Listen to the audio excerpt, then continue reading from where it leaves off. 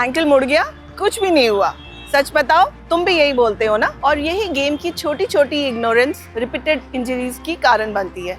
So today I am gonna tell you कि ankle instability के क्या क्या रीज़न हो सकते हैं और हमें उनको प्रिवेंट करने के लिए क्या क्या करना चाहिए। Break it one by one. क्या क्या रीज़न हो सकते हैं एंकल इंस्टेबिलिटी के? सो कॉज नंबर 1, आपकी पहले से कोई इंजरी हुई हो।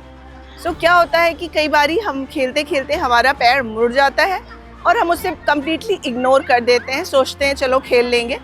So that is one of the prime reason repeated injury होने के। और जो हमारा मैक्सिमम टाइम जो हमारे लिगामेंट में इंजरी होती है वो हमारे लेटरल साइड में, यानी कि एंकल के बाहर के साइड के जो लिगामेंट्स होते हैं ATFL और CFL, उनकी इंजरी सबसे प्राइम होती है फॉर अ फुटबॉलर और whoever gets an ankle sprain। और क्या क्या रीज़न हो सकते हैं एंकल इंस्टेबिलिटी के? आप खेल रहे हो और आपने वार्म अप्स नहीं किए प्रॉपर, आपने इंजरी सेशंस, प्रिवेंशन सेशंस नहीं लिए, that is also a reason. एक और रीज़न जो बहुत प्राइम रीज़न है, आपकी muscle weakness. You are not training your muscles. जो हमारे लैटरल स्टेबिलिटी को मेंटेन करते हैं, those are the peroneal muscles, उनकी training is very important. And then the shin muscles, the anterior tibialis anterior and the balance tibialis posterior, unki training is very important, so we don't do that.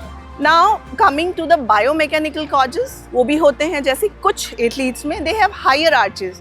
Higher arches के साथ क्या होता है कि वो instability prone arches होते हैं, उनके बैलेंस प्रॉपर नहीं होते हैं। Also when we talk about pronation, over pronation, किसी एथलीट्स में their feet are over pronated, वो भी एक इंजरी का रीज़न हो सकता है। Now when we talk about instability, footwear, आपका फुटवेयर एक बहुत इंपॉर्टेंट रीज़न है। अगर आपने वर्न आउट शूज़ पहने हैं, उनका प्रॉपर बहुत दिनों से चेंज नहीं किया है, that is also a reason कि आपको एंकल में इंजरी हो सकती है। So how can we prevent it? How can we prevent? So doing proprioceptive drills. ना अब हम प्रोप्रियोसेप्टिव ड्रिल्स की जब बात करते हैं, बहुत बार सुना है ये word proprioception. Proprioception, what is proprioception? Proprioception is our joint position sense. जैसे सपोज आप दौड़ रहे हो, अगर आप दौड़ रहे हो, आपका फुट कैसे प्लेसमेंट होगा, वो एक बॉडी का पोजीशन सेंस होता है। So after any injury, that proprioception thing is lost. So आपकी फुट प्लेसमेंट नहीं होगी, you may fall, you may injure your ligament again. Also आपका neuromuscular control, suppose neuromuscular control क्या है? स्ट्रेंथ तो आ गई है, लेकिन ब्रेन हमें बताता है रिएक्शन कब करना है, डायरेक्शन कैसे चेंज करना है, अगर अचानक सामने से कोई आता है उसको टैकल कैसे करना है। So that is our neuromuscular control. Neuromuscular training is very important, proprioceptive training is very important. Now coming to plyometrics, jumping activities, क्योंकि football is a game of cutting, pivoting, landing, jumping. So activities, plyometrics are very important to incorporate into your rehab sessions. Agility drills, again agility tells you how to change, how to fastly change your directions, how to react at exact time when you have to suppose आगे से football आ गई, आगे से कोई player आ गया, how fast you change your direction, that is very important.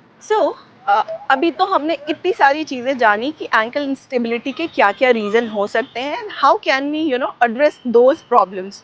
लेकिन सबसे important है, जो आप अपना रिहाब सेशन कंप्लीट नहीं करते हो, दैट इज़ वेरी इंपॉर्टेंट।